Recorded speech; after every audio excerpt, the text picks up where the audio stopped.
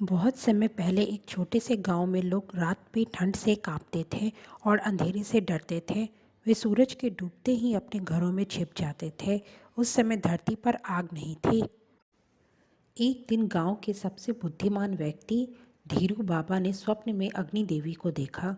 अग्नि देवी ने कहा, धीरू, मैं तुम्हें आग का रहस्य बताऊंगी। आग को उत्पन्न करने के लिए दो पत्थरों को रगड़ो। धीरू बाबा ने उठकर दो पत्थर उठाए और उसे रगड़ना शुरू किया। थोड़ी देर बाद पत्थरों से चिंगारी निकली और लकड़ी में आग लग गई। गांव के लोग चकित हो गए और उन्होंने धीरू बाबा को धन्यवाद दिया। अब गांव में रातें भी उज्जवल हो गई और ठंड से मुक्ति मिल गई। समय बीतता गया और लोग समझने लगे कि आग केवल रोशनी और गर्मी के लिए ही नहीं, बल्कि हमारे शरीर और प्रकृति के लिए भी महत्वपूर्ण है। हमारे शरीर में भी एक आंतरिक अग्नि होती है, जिसे पाचन अग्नि कहते हैं। यह अग्नि हमारे भोजन को पचाने और ऊर्जा में बदलने का काम करती है। प्रकृति में आग जंगलों की सफाई करती है और नई जीवन शक्ति प्रदान करती है। यह पौधों के बीजों को अंकुरित करने में मदद करती है और मिट्टी को उपजाऊ बनाती है।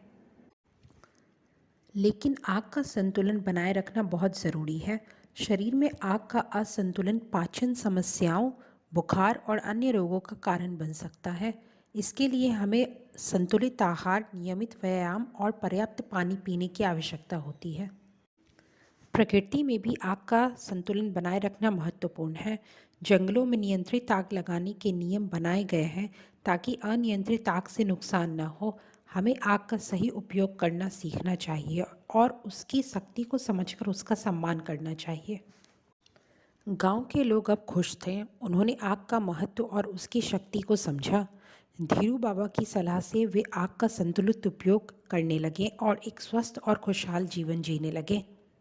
और इस तरह आग का रहस्य और उसकी महत्वपूर्ण भूमिका गांव के हर एक व्यक्ति के जीवन का हिस्सा बन गई।